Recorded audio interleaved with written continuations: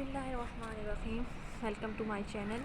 आज मैं आपको कद्दू बनाना सिखाऊंगी। कद्दू मैंने एक ले लिया है, एक ये लंबे साइज़ का और एक ये गोल साइज़ का, एक टमाटर लिया है और एक प्याज, और ये एक हाफ़ प्याज ऊपर भी ले लिया है, अदरक, और ये है जी लहसुन। ये पूरा नहीं डालूंगी अदरक लहसुन, थोड़ा थोड़ा डालूंगी। ये 2 सब्ज़ मिर्ची, ये भी अभी मैं आपको काट के और आगे फिर बताती हूँ कि इसको किस तरह मैंने बनाना है। इसी के अंदर 1 चम्मच ऑयल डाल दिया है। उसके बाद ये मैंने धो ली हैं अच्छे से, और धो के मैं जो है वो इनको इस देगची के अंदर डाल दूँगी। ये हम कद्दू बना रहे हैं आज। लहसुन अदरक का पेस्ट है, 1 चम्मच मैंने इस सिलबट्टे में कूट लिया था, ये मैं इसके अंदर डाल दूँगी। ये हमारे पास नमक है, नमक की जो है वो मैं 1 चम्मच से थोड़ा सा कम नमक डालूँगी इसके अंदर। उसके बाद ये है हमारे पास रेड मिर्च जो है ये हम तकरीबन 1 स्पून जो है ये डाल देंगे।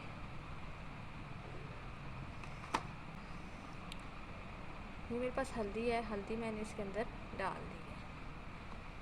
ठीक है, बस हम इसमें इतनी सी चीज़ें जाने, और सूखा धनिया जो साबित होता है वो मैं इसके अंदर डाल दूँगी थोड़ा सा जब ये भूनने पे आएगा। अब इसको मैं ऊपर आग पे रख देती हूँ और इसको पकाते हैं 30 मिनट के लिए। मैं इसको आग पे चला लिया। इसके अंदर मैं 1 गिलास जो है वो पानी का डाल दूँगी।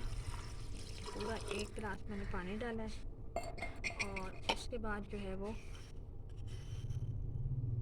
ये खुश्क धनिया है, ये मैंने इसके अंदर ये 1 चम्मच खुश्क धनिया की जो है ये डाल देनी है ऐसे करके। अगर आपको वीडियो थोड़ी सी भी पसंद आए तो इसको लाइक और सब्सक्राइब लाजमी कीजिएगा, और अपने फ्रेंड्स के साथ शेयर कीजिएगा ताकि हर आने वाले को ये रेसिपी पता चल सके। तो ये मैंने इस पर रख दिया बिल्कुल स्लो आंच पे, और इसके अंदर से मैं चमचा निकाल दूँगी।